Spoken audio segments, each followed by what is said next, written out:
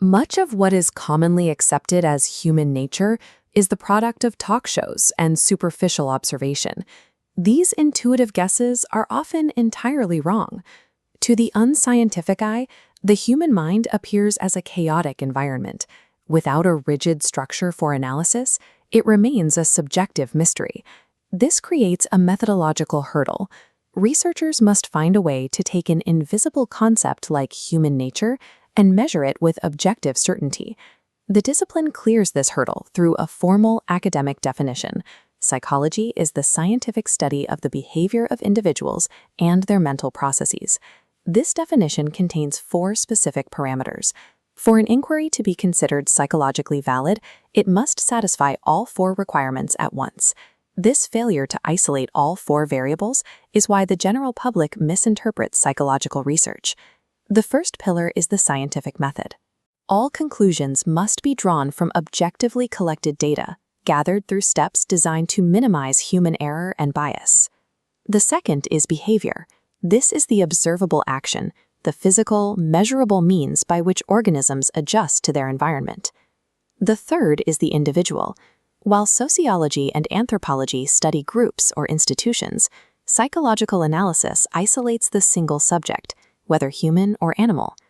The fourth is mental processes. These are private internal events, like reasoning, planning, and dreaming, that researchers must find ways to make public. These 4 pillars form the boundaries of the discipline. When all 4 operate simultaneously, an inquiry moves from subjective philosophy into rigorous psychological science. Once the parameters are established, researchers must decide where to point the analytical lens.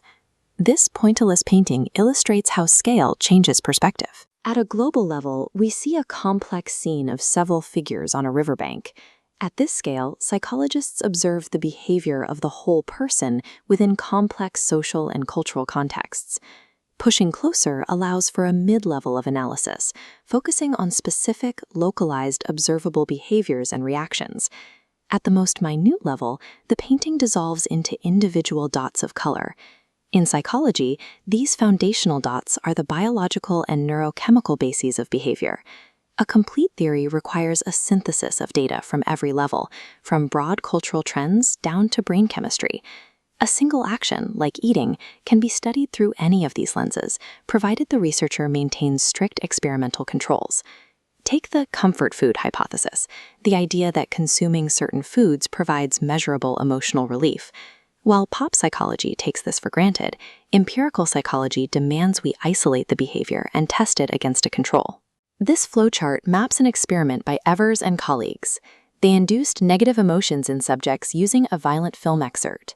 Subjects were split into 2 groups. One actively suppressed emotional responses, while a control group was given no instructions. This bar chart shows the result. Subjects who actively suppressed their emotions consumed twice as much comfort food as the control group. The data shows that the behavior isn't driven by just feeling bad. It is driven by the specific mental process of emotional suppression. By isolating the variable of suppression, researchers transformed a subjective feeling into an objective, measurable behavioral output. That identifies the trigger, but it doesn't explain the mechanism. How does the brain link calories to the reduction of distress? Truisi and Gabriel hypothesized that comfort foods work because they trigger stored memory associations of loved ones. This logic tree breaks down the setup. Researchers filtered subjects by whether they possessed a pre-existing psychological association with chicken soup. After eating the soup, both groups were given ambiguous word fragments, like LI, and asked to complete them. Only the group with a pre-existing comfort food association completed the fragments with relationship-based words, like or love. The comforting effect is a product of memory. The food acts as a retrieval cue, activating stored associations of social support and making them immediately accessible. This encapsulates the core pillars, using the scientific method to measure observable behavior to prove a hidden mental process within an individual. Experiments like the comfort food studies are specifically engineered to fulfill the 4 ultimate goals of basic psychological research. These goals form a cyclical architecture: describe, explain, predict, and control. The researchers first described the phenomenon by collecting accurate observations about the volume of food consumed. They explained it by identifying the underlying memory mechanisms that cause the behavior. With these variables identified, researchers can predict exactly when and under what conditions this behavior will trigger in an individual. Finally, these steps allow for control.